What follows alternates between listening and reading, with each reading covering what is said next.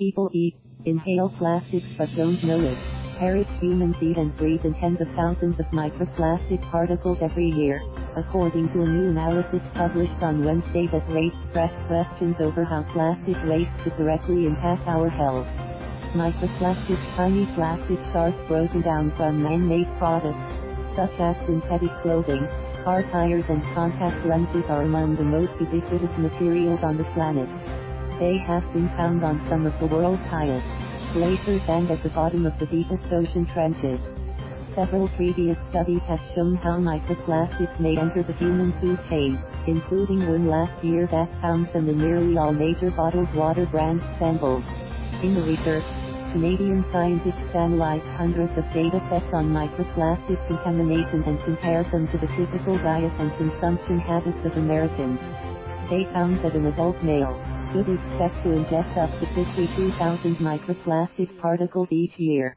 World Environment Day, taking into account the pollution we breathe in, that figure rose to 121,000 particles, equivalent to over 320 particles every day.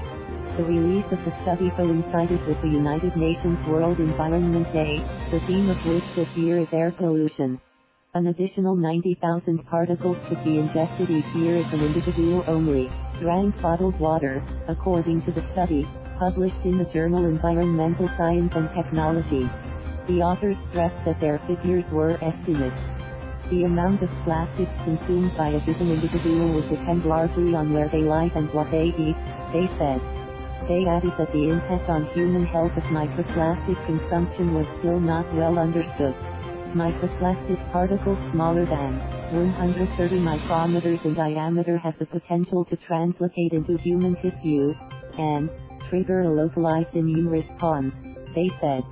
More research needed. Alastair Grant, professor of ecology at the University of East Anglia, said there was no evidence that the plastic particles identified in the study posed any significant danger to human health.